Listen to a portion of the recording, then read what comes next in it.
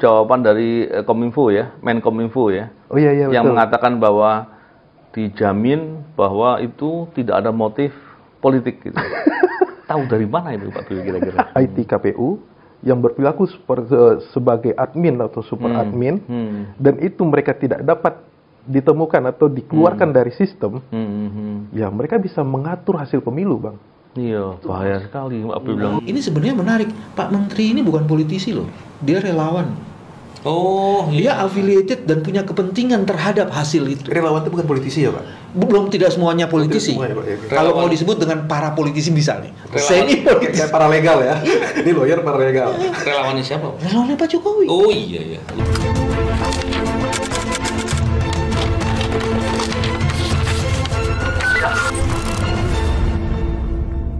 Bismillahirrahmanirrahim. Assalamualaikum warahmatullahi wabarakatuh. Salam integritas. Alhamdulillah kembali berbincang di podcast ini. Kali ini kita akan membincangkan mengenai beberapa berita atau saya nggak tahu isu kah atau apakah yang menceritakan bahwa data KPU bocor. Padahal pemilu udah deket nih. Kali ini kita bersama dengan Pak BW. Apa kabar Pak BW? Saya gimana ya, saya gini aja. Serba salah, Pak ya. Call sign-nya masih belum apa. Iya. Dan kali ini kita bicara juga dengan Sobat Aulia. Halo, Bang. Aulia ahli IT. Kita pengen ngobrol banyak nih Aulia. Siap, Bang. Assalamualaikum, Bang, Pak BW. Assalamualaikum warahmatullahi wabarakatuh. Ethical hacker. Iya, jangan-jangan black. Bukan ya. Black hat. Tapi gini, Aulia, saya pengen dapat cerita nih. Emang betul bocor ya data KPU? Nah, ini. Baik, pertanyaan Abang, Bang. Memang itu pertanyaan dasarnya harus itu. Apakah benar data itu bocor? Iya. Ya kan? Karena kan memang gini. Jadi itu viral 2-3 hari yang lalu ya, Bang ya. 2-3 hari yang lalu viral. Dan kebetulan saya juga rutin, Bang. Kadang saya iseng sekali. Sehari itu saya buka Bridge Forum ya. Saya mencari data-data. Apa itu Bridge Forum itu apa? Itu semacam forum di dark web. Ya. Itu dia di sana yang memperjualbelikan data dari seluruh dunia, Bang. Macam-macam itu, Bang. Ya. Kalau kita dulu ada kebocoran data Bank BSI. Ya. Itu dijual BPJS juga ya. BPJS segala macam. Nah, itu seperti itu. Mereka menjualnya di sana. Data-data Oke. KTP kita pun di Dukcapil itu dijualnya di sana. Pembeli gelap pasti datang ke pasar gelap gitu ya. Nah, semacam pasar gelap tepatnya itu. Ya. Alun pembeli gelap. Enggak perlu lihat-lihat Pak. Baru namanya kan dark web. Iya. Jejaring gelap. Berarti di dalamnya juga gelap, Bang. Iya. Orang jual senjata di sana ada, Bang. Jual organ tubuh juga ada, termasuk gitu ya? jual data. Terus apa yang dilihat di situ? Nah, kebetulan kemarin itu karena sempat ada yang nge-tweet lah waktu itu di Twitter, ada satu akun nge-tweet yang menyatakan bahwa ada kebocoran data KPU. Nah, itu jumlahnya nggak tanggung-tanggung, Bang. Ada 250-an juta data. 250 juta. Data dan dengan 204 juta sekian data yang unik. Oke. Nah, dia klaim oleh nama hackernya itu Jimbo. Dia menamakan kelompok hackernya itu Jimbo. Nah, dia menjual data itu di Bridge Forum senilai 74.000 US dollar. Per apa itu? Itu semuanya. Semua data itu. Oh. Gelondongan itu. Ya, Kalau ya. 74.000 kalau kita rupiahkan berapa itu ya? Sekitar 1,1 1,4 lah ya. 1,2 lah. Iya. 1,2 miliar. 1,2 ya. Iya. Nah, hal-hal seperti itu di Bridge Forum banyak, Bang. Apalagi terkait data-data di negara kita, karena memang ya sering Iya. bercandaannya pegiat IT security negara kita itu seperti open source. Ya, data di negara itu seperti open source karena udah ada di mana-mana gitu. Oke. Jadi itu yang terjadi, Bang. Yang terjadi Prihatin sekali itu. 204 juta data penduduk. Dia di sana ada berapa kolom ya, Bang ya. Nah, yang menariknya adalah di Bridge Forum itu dia memberikan sampel. Ada 500 ribuan sampel dan kita kan ngecek Kita cek DPT milik KPU. DPT online itu ya? Ya, yang online itu kayak kita bisa cek KTP kita sendiri juga kan? Iya. Itu datanya cocok. Oh. Jadi kita patut menduga bahwa itu benar. Karena dari rilis yang disampaikan KPU juga bahwa jumlah total DPT kita, pemilih tetap KPU itu juga 204 juta. Nah, ini walau-walam ya Bang, ini memastikan apa yang terjadi ya perlu dilakukan audit forensik. Iya. Yang menarik begini, tadi dibilang dijual sekitar 74.000 dolar ya, US dollar. Kalau dibilang 1,2 miliar gitu ya, rupiahnya ya. Biasanya kan data penting dijual mahal, kenapa ini dijual murah sama hackernya ya? Menurut orang itu terlalu mahal. Oh gitu. Ada yang bilang ya, itu mahal murah itu relatif Bang. Gitu ya. Karena juga ya di pasar gelap itu ya macam-macam Bang, yang dijual itu kan juga udah banyak data-data penduduk kita, data-data pribadi masyarakat kita, itu bervariasi angkanya Bang. Saya khawatirnya begini, kenapa saya kemudian mengatakan dijual murah gitu ya, menduga dijual murah, karena saya pernah mendengar juga data-data penting itu dijual dengan mahal gitu. Kalau dijual murah, jangan-jangan motifnya bukan ekonomi itu. Motifnya bisa jadi politik kalau begitu. Ya kan? Saya menduga-duga. Iya. Tapi beberapa waktu yang lalu kan ada tuh jawaban dari Kominfo ya, Menkominfo ya. Oh iya, yang betul. mengatakan bahwa dijamin bahwa itu tidak ada motif politik gitu. Tahu dari mana itu Pak Dewi kira-kira? Saya berupaya mencari tahu kok susah gitu. Saya berupaya mencari tahu kok susah gitu. Saya pertama mau bilang gini. Ini data yang bocor atau buat data yang dibocorkan? Beda. Frasa kata itu menunjukkan kepentingan dan inisiatif apa yang sedang bekerja di situ sebenarnya. Betul. Satu itu Mas. Terus yang kedua, yang nanti dapat penjelasan dari Mas Aul ini, kalau itu dibocorkan, kan ada, kalau itu kebocoran, ada sistem yang bermasalah. Iya, betul. Kalau itu dibocorkan, ada orang yang mengeluarkan. Jadi ada di situ tuh. Dan ada artinya kalau tadi Mas Novel mengatakan perlu dilakukan audit forensik, auditnya tuh pertama juga kepada orang-orang, memprofil orang-orang di situ, siapa yang ada di situ, selain sistemnya, kehandalan sistem itu. Dan yang paling mengerikan tadi Mas Aul sudah ngomong Mas, kalau kita belum bisa menemukan bagaimana kebocoran itu terjadi dan ada apa di dalam situ, ini pemilu nggak usah jadi Mas. Jadi dengan Kenapa bisa gitu Pak Bibi? Pak Bibi jangan memprovokasi yang enggak. Mas ini kaget saya Pak Bibi ngeri nih Mas. Dengan hanya 74.000 US dollar. Oh iya. Terus kemudian ini merusak sistem pemilu raya. Ya, integritas sistemnya. Iya Mas, jadi hasil ujung pemilu ini tak pantas untuk dihasilkan karena rusaknya itu. Karena kalau itu ada backdoor, nah ini yang tahu Mas Raul nih. Kalau itu backdoor dan sistem itu ada di situ. Jadi berapapun angkanya, berapapun hasilnya, itu udah pasti abal-abal dan itu pasti rekayasa. Bahaya betul. Tapi sebelum ke situ nih. Iya Bang. Yakin nggak sih itu dihack? Atau datanya dikeluarkan? Mana yang paling, atau ada pula kemungkinan lain? Nah, Bang, saya makanya tadi Abang kan bilang, menyatakan bahwa ada pernyataan dari Menkominfo, motifnya bukan politik tapi ekonomi. Iya. Sementara itu menurut saya tuh terlalu jauh jumpingnya ya, ke kesimpulannya itu terlalu jauh. Sementara kan investigasinya sendiri, kalau menurut saya itu belum dilakukan atau mungkin sedang dilakukan. Ya, jadi yang terpenting itu adalah ketika terjadi data breach seperti ini adalah first responnya.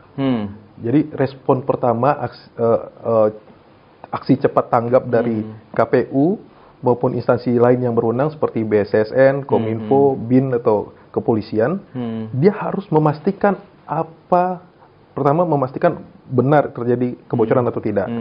Jika terjadi kebocoran, penyebabnya apa? Ya kan kita emang bisa dicari tahu itu? Bisa Bang, dengan forensik bisa. Dengan audit forensik, dengan IT forensik itu bisa ditemukan penyebabnya. Makanya akan menjadi aneh ketika proses forensik itu sedang berjalan atau belum selesai dilakukan, sudah ada kesimpulan bahwa ini motifnya komersil bukan politik. Makanya saya agak mempertanyakan ini, apa maksud pernyataan Menkominfo seperti itu? Karena memang gini Bang, kita melihat pejabat negara kita itu agak bermasalah dengan etik di komunikasi publik. Seharusnya kan hal-hal seperti itu, pernyataan seorang menteri itu dampaknya luas kepada masyarakat. Ya. Nah, ketika dia bicara itu seharusnya itu kan adalah hasil kajian dari anak buahnya, sedemikian rupa baru disuarakan oleh menterinya. Betul. Nah, jadi jangan seperti ungkapan-ungkapan politisi yang hanya gimmick-gimmick saja di Untuk depan. menepis-nepis isu apa, menepis peluang-peluang terjadi apa gitu ya. Ya, kembali lagi. Nah, tadi dia menyambung apa yang disampaikan Pak BW, Bang. Memang ada beberapa kemungkinan. Ini kita bicara kemungkinan yang membangun hipotesis, Bang ya. Kita biasa melakukan investigasi ya. Membangun teori kasusnya nih. Nah, membangun teori kasusnya. Penyebabnya itu bisa, pertama memang ada kelemahan dari sistem. Oke. Kelemahan dari sistem IT KPU sehingga bisa dimasuki oleh apa namanya istilahnya Hacker ya. hackernya itu. Tapi mana mungkin KPU yang sepenting itu sistemnya lemah? Bang, Oh gitu ya, Bang. kalau bicara kemungkinan semuanya ada, Bang. Abang Gitu bicara ya. kemungkinan, semua kemungkinan itu Iya, ada. iya. Bisa dalam, aja, bisa dalam tidak. bayangan saya begini ya. KPU itu kan paling penting tuh, Pak. Karena sekarang pemilu intinya di situ. Ya, Mestinya akan ada upaya melindungi dengan sangat-sangat kuat. ya. Mas Novel, Komisi Pemberantasan Korupsi yang harusnya kuat itu ternyata yang melakukan korupsi ketuanya. Iya, iya, iya, Betul, iya. Bang. Waduh Betul. ya, itu kalau kita nyerah wawancara gitu, Abang. Kita hidup di dunia, Bang. Ya, Manusia ya, itu ya. fana, Bang. Nah, jadi memang kemungkinan itu kan selalu ada.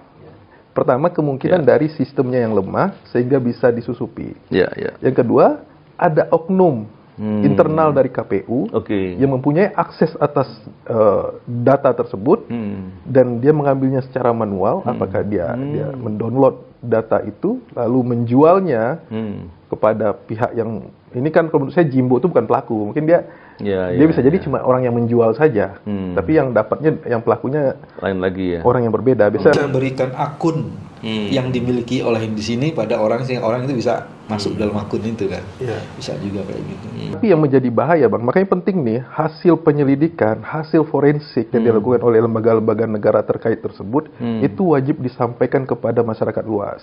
Karena kita kan berkepentingan ya, Bang ya. Kita berkepentingan bahwa pemilu ini harus berjalan secara jurdil, berjalan secara baik. Karena kenapa? Kalau seandainya itu benar disebabkan karena ada aktor itu pelaku ya, aktor yang berhasil masuk ke sistem IT KPU yang berperilaku sebagai admin atau super admin dan itu mereka tidak dapat ditemukan atau dikeluarkan dari sistem, ya mereka bisa mengatur hasil pemilu, Bang. Iya, bahaya sekali. Pak Abdul bilang tadi ya. Ya. Saya baru paham setelah diceritain ini, Pak Abdul.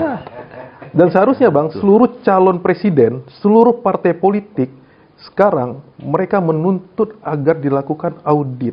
Iya. Memastikan ini pemilu kan masih Iya. kurang 3 bulan lagi ya, masih ada waktu untuk melakukan audit dan memastikan bahwa sistem IT KPU itu benar-benar aman saat nanti dilakukan pemungutan suara. Iya. Nah, harusnya mereka sekarang tuh ribut nih harusnya ini, bukan diam-diam malah yang ribut masyarakat sipil yang ribut kan. Yang ribut Mas Novel itu kan di Iya, kacau. Dan memang begini ya. Integritas data itu kan penting sekali kan. Betul, Bang. Artinya ketika masyarakat memerlukan informasi segera hasil dari pemilu, tentunya orang akan melihat hasil penghitungan cepat dan itu dilakukan oleh KPU menggunakan sarana IT ya, teknologi informasi. Dan kemudian ketika yang terjadi seperti yang dibilang sama Aulia tadi, saya pikir bahaya sekali, Pak Bewi. Aku mau kasih beberapa catatan setelah saya mendengar dari awal. Bagian pertama begini. Pihak yang harus bertanggung jawab, suka atau tidak suka, KPU. Dan KPU pernyataannya tidak pernah mengkonfirmasi bahwa ini telah bocor. Kami sedang melakukan penelitian. Belum ada loh konfirmasi itu. Yang mengkonfirmasi ada kebocoran itu adalah Menkominfo. Tapi secara tersirat. Ya. Jadi itu Mas. Jadi kok orang yang bertanggung jawab itu tidak mengkonfirmasi bocor atau tidak? Ya, KPU itu kalau di istilahnya kalau di Undang-Undang Perlindungan Data Pribadi itu sebagai wali data. Betul, wali datanya dia. Iya.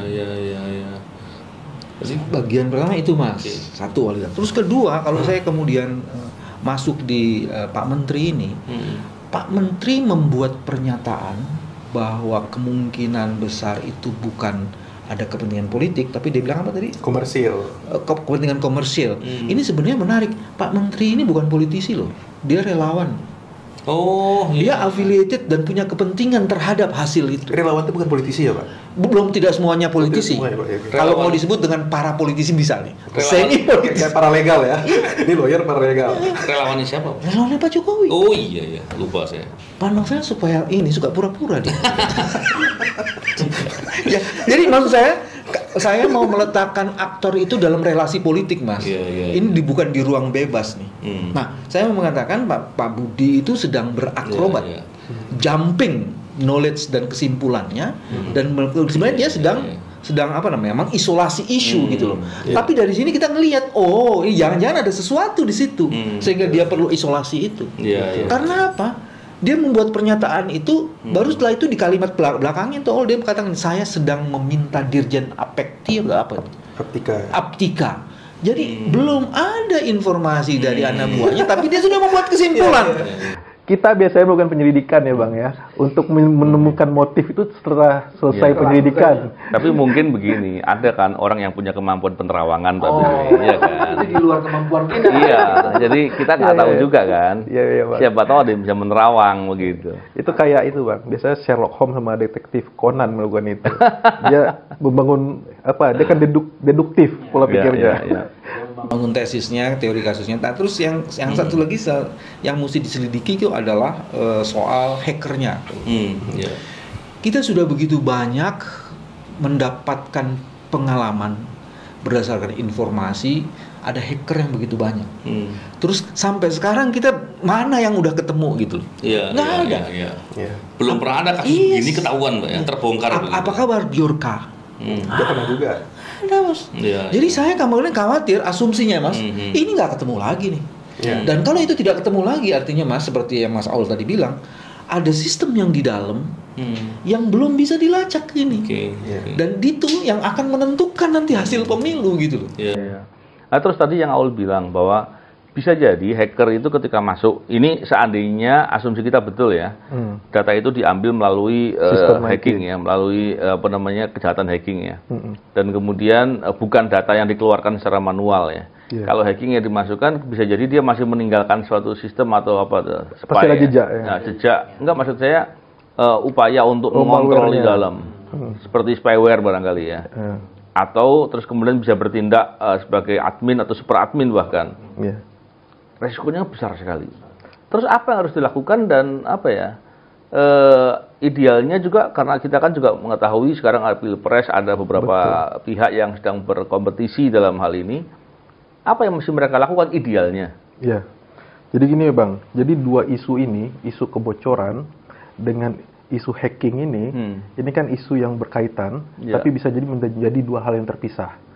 Yang pertama itu kebocoran data ini kan akan tetap menjadi isu besar, karena kan ini data pribadi masyarakat diperjualbelikan di luar sana. Bagaimana perlindungannya sampai detail alamat segala macam Bang, nama, nomor KTP segala macam, itu ya potensi kejahatan siber lainnya seperti scamming segala macam itu akan meningkat ke depan. Nah di sisi kedua, terkait dengan kalau benar itu akibat adanya kelemahan sistem IT di KPU sehingga para hacker tuh bisa masuk dan mempunyai akses seperti admin atau super admin di server KPU, ini jauh lebih berbahaya lagi kalau tidak dapat ditangani segera. Nah makanya saya melalui podcast ini juga kita mendorong bahwa langkah auditnya itu, langkah forensiknya tadi itu harus benar-benar dapat memastikan penyebabnya dan harus benar-benar dapat dipercaya. Lalu siapa yang bisa melakukan audit forensik itu? Nah, kalau kita bicara lembaga negara, itu kan ada BSSN, Badan Siber dan Sandi Negara, ada Menkominfo di sana. Kalau yang netral, lembaga netral atau orang yang punya kemampuan profesional sehingga bisa dipercaya, karena kan hari ini saling tuduh tuh, ada yang bilang wah ini berpihak dan lain-lain. Yang pihak yang netral siapa yang mungkin melakukan? Ini pertanyaan Bang Novel soal netral dia agak menarik gitu. Seharusnya pemerintah netral kan Bang ya. Berarti ini posisinya pemerintah tidak netral ya Bang ya.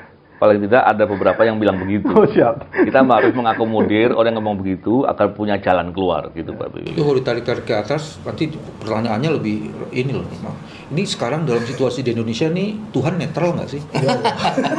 Kalau Tuhan netral, kekacauan terjadi. Tuhan harus berpihak pada kebenaran.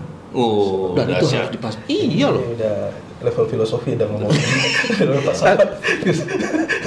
Lalu saya boleh tambahin sedikit nggak Mas? Siap. Tadi perbincangan kita semuanya tuh belum masukkan satu isu penting.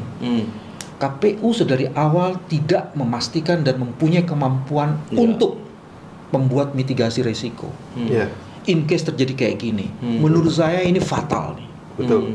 Sehingga kita kemudian bertanya, ini kan bukan sekali ini. 2019 juga dipertanyakan. Iya, iya. Sistemnya itu Iya, iya. kehandalannya seperti apa? Iya. Mana bukti audit forensiknya? Nggak ada, Mas. Iya, iya. Iya. Tinggal 2 bulan setengah padahal ya. Ya. Betul. Jadi bagi saya kemudian ini kesalahan fatal dari sebuah lembaga yang menjadi wali pengampu dari data. Saya nggak usah ngomong di pemilunya deh, pemilunya udah serem-serem tadi. Data yang tadi saya lanjutin sama data yang kemudian data pribadi itu, Mas. Ini kejahatan atas informasi data pribadi itu bisa dipakai oleh siapapun Betul. yang bisa mengakses itu, Mas. Iya. Tiba-tiba nanti rekening kita Iya. Iya. udah dipakai sama orang lain. Bang, kalau saya punya duit, saya beli data itu karena itu akan sangat powerful bagi saya untuk apapun pekerjaan saya ke depan. Oh gitu. Saya beli aja 1,2 M itu kecil kalau memang saya punya duit ya. Kalau Iya, kalau iya. sekarang Udah kaya dia sekarang. aminin dong, Pak. Amin. Oh, Amin. Amin. Ya Rabbal Alamin. Pak, enggak Bang. Jadi gini Bang, kalau saya sih tadi pertanyaan Bang Novel tadi belum selesai saya jawab tadi Bang. Pak. Apakah perlu badan atau lembaga independen yang melakukan audit forensik itu? Dan siapa Dan yang siapa? bisa? Ini nggak berat menjawabnya Bang. Karena pertama, seharusnya lembaga-lembaga negara yang berwenang tadi itu harusnya Betul. bersikap independen dan netral. Iya, saya juga bingung tadi ketika Ol bilang begitu, iya juga ya. Tapi kalau seandainya memang ada apa yang memungkinkan, ya bisa jadi. Ini sih saya berpikiran ya Bang ya. Dari semua kontestan pilpres atau kontestan partai politik yang berkepentingan atas integrity data betul, dan betul, reliability kehandalan sistem IT KPU, Iya. dia bisa mengutus Iya, atas iya. kesepakatan ya. Ini kita Iya. nih kan nggak ada di aturan nih ya. Iya, Ini nggak iya. ada di aturan. Kalau atas kesepakatan mereka bisa memantau proses audit itu dan bisa mengkoreksi atau membaca hasil forensik itu. Karena mereka adalah kontestan. Iya, iya, Nah, berkepentingan itu, langsung ya. berkepentingan langsung atas sistem IT itu. Karena kita tidak dapat membayangkan kalau seandainya sistem IT KPU ini kalau terjadinya sekarang, kalau saya melihat ada bagusnya. Ini sebagai early warning system, Bang, bahwa sistem IT KPU menjelang hari pemungutan suara itu harus benar-benar diperbaiki. Bayangkan kalau seandainya sudah dihack, hackernya diem aja, Dia nunggu sampai nggak menjual pemungutan data, suara. sampai kemudian dia betul-betul bisa memanfaatkan menggunakan ngubah-ngubah. Nah, itu yang sangat berbahaya, Pak. Itu orang kaget semua. Kalau sekarang kan masih ada waktu kan? Iya. Bayangkan chaosnya nanti sengketa pemilu di MK seperti apa. Iya. Gitu. Kalau saya mau usul gini, pertama kita harus mutusin ini darurat nggak sih? Iya. Nah kalau sudah darurat, diskresi bisa masuk ya. Itu untuk menjustifikasi, mencari legalitasnya. Kalau ini kita sudah sebut darurat, diskresi masuk, legalitas bisa dibentuk. Betul. Even tidak ada dalam aturan, karena ini harus pendekatannya beyond the law. Iya, iya, iya. Nah kalau udah seperti itu, kemudian pendapatnya awal menarik Mas. Ada prominent persons Iya. yang representatif Iya. dari masing-masing calon. Iya. Untuk ada di situ. Itu untuk pilpres. Berarti untuk pileknya semua partai boleh taruh di situ. berkepentingan. Oke. Iya, iya. Tapi kemudian supaya tidak terjadi kerusuhan, maka kemudian dikasih syarat, representative prominence itu harus yang punya knowledge mengenai ini. Iya, iya. Jadi jangan semua kemudian dia nggak punya knowledge, Yang punya knowledge dan punya integritas. ya Pak. itu setuju. Nah untuk itu terus diwasiti. Ini kan para pemain semua nih bos, berkelahi semua, ujungnya bisa rusuh. Harus diwasiti Iya, iya. oleh orang-orang yang di situ yang ditunjuk lagi, yang sebagai wasitnya. Jadi kayak ini saya mengambil ide kayak proses arbitrasi gitu. Ah, iya betul, Pak. Para arbiter itu representatif dari para pihak itu kemudian menunjuklah Betul. arbiter yang lain yang disepakati bersama-sama. Iya. Itu harus dilakukan. Satu itu. Terus kedua waktunya harus cepat. Iya. udah nggak bisa lagi, Mas. Nggak bisa iya. bermain-main lagi karena tingkat kerusakannya kita tidak tahu. Betul. Sehingga belum tahu bagaimana mengatasi itu dan berapa lama. Iya. Jangan-jangan ini cacat permanen, Mas. Cacat permanen. Iya, iya. Gimana ngatasinya? Betul. Karena gini, seandainya dilakukan tadi audit forensik, ketahuan ada yang masang spyware atau malware atau apapun lah ya, saya nggak ngerti bahasa IT, Iya, Bang. kira-kira aja. Pokoknya wear-wear lah. Nah, wear aja pokoknya. Daripada bawa pokok-pokok. Terus ada yang masang admin, apa super admin segala macam. Kalau ketahuan, memperbaiki perlu waktu berapa lama bersihkannya? Dan mungkin nggak betul-betul bisa dibersihkan. Nah itu, makanya memang proses forensiknya itu harus benar-benar tuntas, Bang. Jadi kan kalau kita, ya forensik itu kan apa ya, metode untuk memastikan sesuatu hal gitu ya. Makanya kan ada audit forensik, ada IT forensik segala macam. Begitupun juga ada di bidang medis kan juga ada proses medical forensik ya ketika orang meninggal segala macam. Nah, jadi proses forensik itu kan harus menyeluruh, holistik. Biasanya kalau tipikal kalau benar masuk ke dalam sistem ya, hacker itu masuk ke dalam sistem IT KPU, biasanya mereka sebelum melakukan pembocoran data breach itu, mereka tuh sudah diam di sana itu sekitar 2 atau 3 bulan sebelumnya. Ya, jadi itu Ya, pola hacking seperti itu, Bang. Gitu ya. Nah, Iya. itu kan biasanya kan dia nggak ujuk-ujuk ketika berhasil masuk ke dalam apa misalnya dia mendapatkan akses super admin atau admin, dia langsung melakukan tindakan enggak. Itu gampang didetek. Dia akan diam dulu di sana biasanya. Pelajari dulu. Nah, dia kan diam di sana setelah berapa lama, misalnya polanya itu dari banyak kasus itu 2-3 bulan barulah terjadi breaching. Nah, di sanalah yang terpenting adalah respon pertama. Dalam hal ini adalah pihaknya KPU selaku target korban. Nah, KPU responnya seperti apa? Nah, sejauh ini baru komentar dari Kominfo tadi kan, dari KPU sendiri kan belum melakukan statement resmi ya. Iya, betul. Nah, setelah ditemukan Atau KPU itu, belum tahu jangan-jangan. dari Udah berita, tahu ya? dari berita ada dari KPU. Khawatir aja Pak Bibi. Dari berita mereka bilang saya baru tahu dari berita kata dia. Oh, Jadi oh, kan betul belum tahu Pak Bibi kan? Saya udah bilang apa? emang lucu negara kita ini, Bang. Nah, ketika hal itu ditemukan, ya itu kan pastikan lagi masih ada lagi nggak? Ya.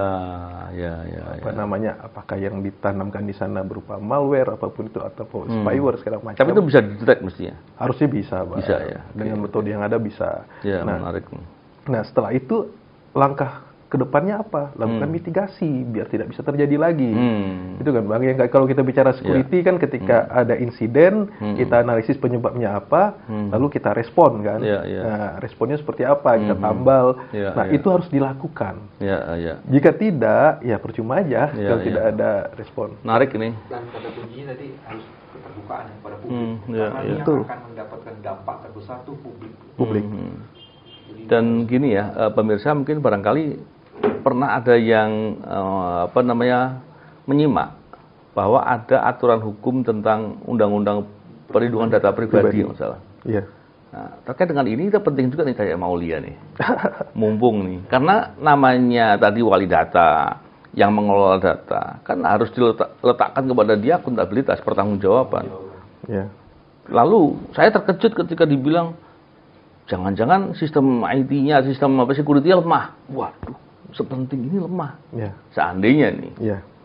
kalau betul terjadi, ternyata ada kelalaian atau ada tanggung jawab yang tidak semestinya dilakukan. Itu dalam undang-undang perlindungan data pribadi seperti apa itu? Ya, ini menjadi masalah, Bang. Jadi Undang-Undang 27 2022 tentang perlindungan data pribadi itu kan mewajibkan pemerintah membentuk otoritas perlindungan data. Jadi semacam lembaga, Bang. Iya. Lembaga di sana. Nah, itu sampai sekarang belum ada nih, Bang. Peraturan turunannya saya belum tahu di PP-nya seperti apa, turunan dari PP-nya seperti apa. Itu undang-undangnya tahun lalu ya? Tahun lalu. Ya, Kan undang-undangnya itu keluar kan setelah ribut-ribut Biorka dulu kan. Oh, oke. Nah, ini kan kita nggak tahu juga Biorka ini siapa. Nah, jadi kan ada story-nya juga undang-undang itu akhirnya diketok oleh DPR kan. Iya. Nah, tapi tidak lanjut dari undang-undang tersebut belum melihatkan suatu keseriusan kalau saya lihat. Karena seharusnya ketika undang-undang itu disahkan, otoritas terkait, apakah itu Kominfo, BSSN atau lembaga lainnya, Menkumham itu harus menindaklanjuti kan dengan aturan turunan, sehingga undang-undang itu bisa implementatif dan benar-benar memberikan perlindungan kepada masyarakat. Nah, dampaknya adalah seperti yang terjadi hari ini dan beberapa kejadian sebelumnya ini, Bang. Seharusnya KPU itu bertanggung jawab, Bang.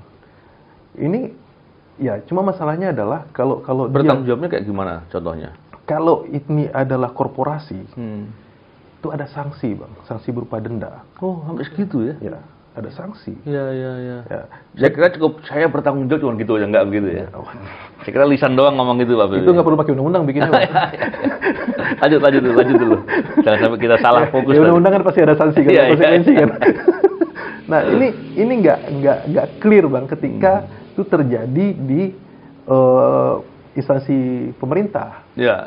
Nah, ini makanya peraturan turunan dari undang-undang tersebut harus segera dibuat sehingga bisa implementatif. Dan saya curiga ini banyak orang yang berkepentingan sehingga ini belum selesai juga. Karena ini udah 1 tahun loh.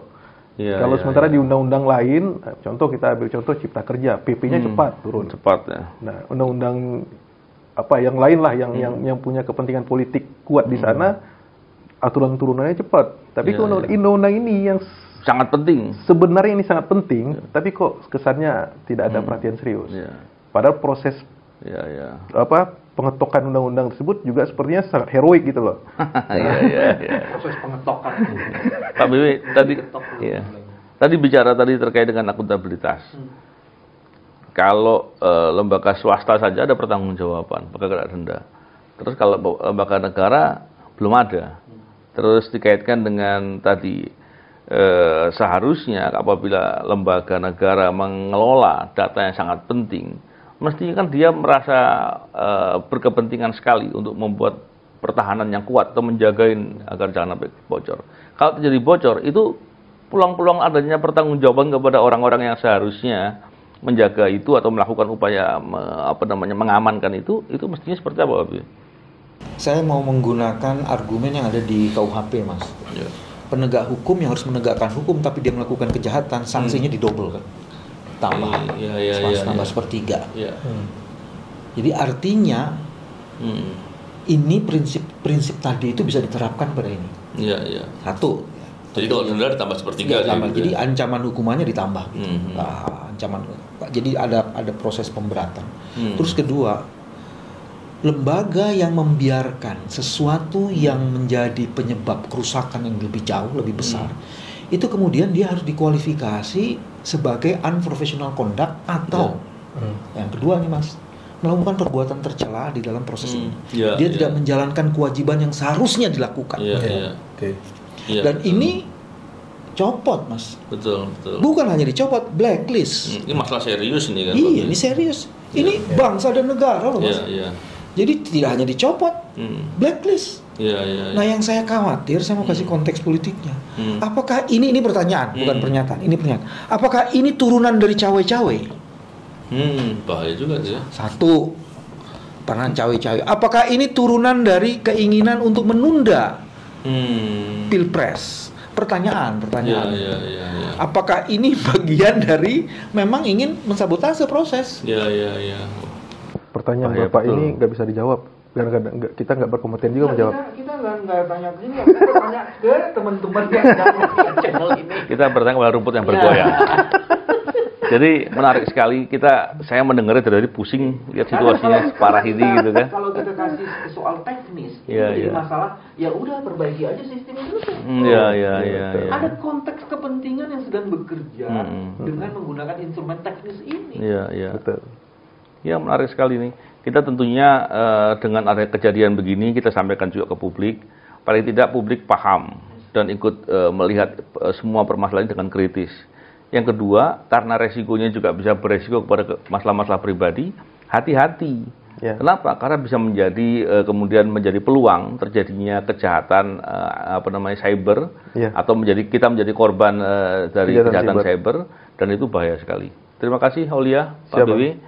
Semoga bincang-bincang kita bermanfaat dan bisa edukasi juga ke publik untuk menjaga agar jangan sampai menjadi korban dari kejahatan cyber dan ikut berpartisipasi untuk kritis melihat pemilu ini agar berjalan dengan baik. Terima kasih. Salam integritas. Assalamualaikum warahmatullahi wabarakatuh. Salam.